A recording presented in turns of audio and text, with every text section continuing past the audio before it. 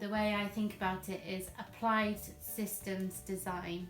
So it's a framework that allows us to think about all the complexity in the world and to think it through in a way that feels possible and brings about elegant solutions. It provides a method to solve practical problems and to design wonderful solutions. And the idea of designing a solution could be anything from creating a meal plan for a group of people, to building a garden, to creating an organization. That if you have an idea of what you would like to create, permaculture is a method that helps you to think it through and to actually create it. Yeah, and as a design system, it is unique in that it has an ethical framework underlying it. So when you're going through it, you're constantly thinking about the 3 key permaculture ethics of earth care, people care, and fair share. Sometimes that's talked about in terms of future care.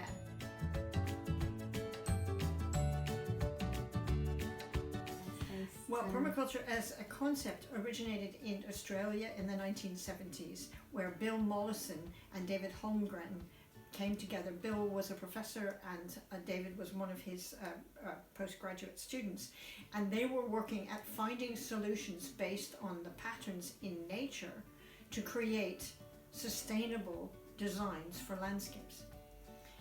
And at that time, the word permaculture came together as permanent culture, as in agriculture. It has also been widened to the idea that this systems thinking can be applied also to the social realm, and so it's also permanent culture in terms of people living together in their places where they live, in the organizations that they create. And I guess over the years I've asked people, say, why take learnings from nature? Why? Oh, well, that's so important, because we are not separate from nature.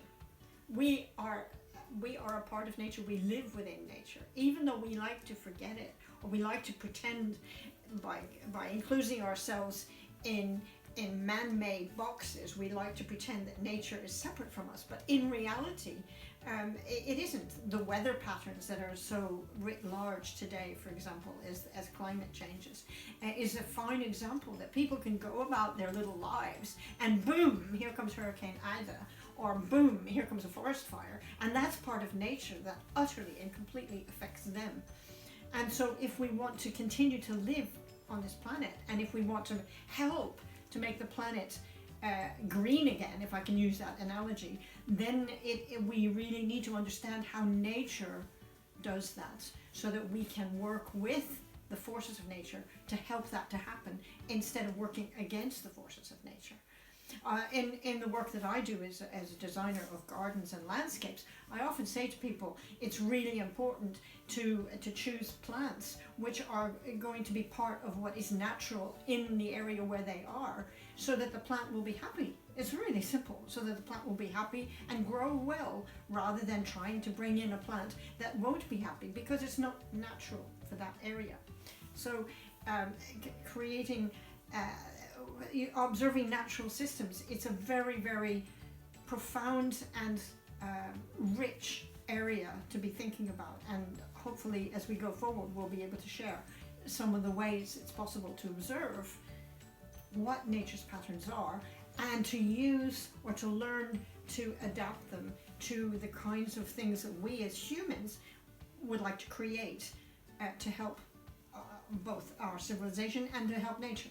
I remember there's a biomimicry designer called Gamma Sabana, and he once said, when people ask me how long have I been doing my work, he says for millions of years, because he's building on the inherent intelligence of natural systems to evolve and to constantly keep creating balance. So there's a lot of intelligence to learn from the way ecosystems work, to help us, and then taking those patterns and principles to apply it to other systems that we're part of. And also to study the wisdom of indigenous peoples and ancient wisdom, which lived very much more in harmony with nature, and that today the voices of indigenous peoples are finally becoming more louder in the world, so that we can actually learn consciously from their knowledge and their observation over generations.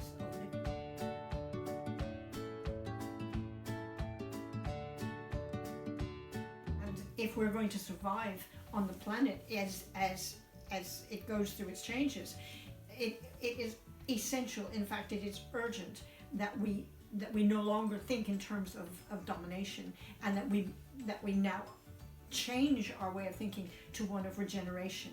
And what that means is to work with nature to mindfully help nature to grow healthy again. The way we currently live now, or a lot of us within the Western world, could be described as degenerative. So the way we eat, travel, go to bed, build our houses, everything, currently is done in a way that actively is destroying the health of the natural systems we rely on. And this process of degeneration has been going on for, well, in the grand history of things, not very long actually, but we're now at a state where the health of our what people would call the natural environment has deteriorated, and our social environment has also deteriorated. We can experience and see fractured communities. And so if we're talking about, as Jennifer said, trying to create a positive future, it's no longer good enough to talk about sustainable living, because the systems we have created are unhealthy, they're damaged. So it calls for us to start thinking about how we actually build their health back. And this like building back health is sometimes talked about as regeneration, and permaculture design is very much situated in that area of this degenerative to regenerative spectrum. So it's trying to support us as a framework to think about how we can build back health. It isn't just about this little parcel of work that we are doing, whether we're talking about social regeneration or land regeneration or ecosystems. It isn't just about that. It's about how to create those puzzle pieces which will link up together, and so that whole systems can survive in the first instance, and secondly then build back and revive.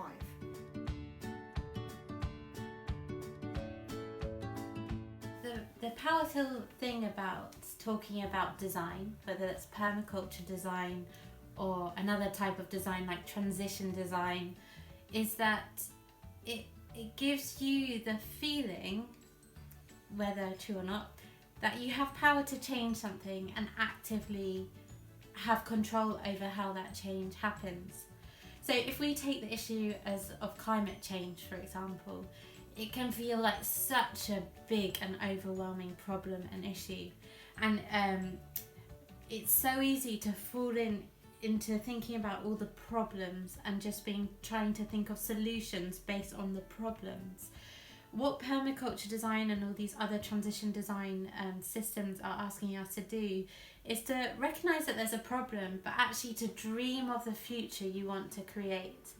And then from that positive vision, using that motivation to actually think, okay, we really want this. This is what our heart yearns for, you could say. How do we do it? And that's where the design comes in. It gives you control over your own path. And that's what FoodFutures is trying to do. That's why we started with a positive food vision, rather than focusing on all the problems that our food system faces now.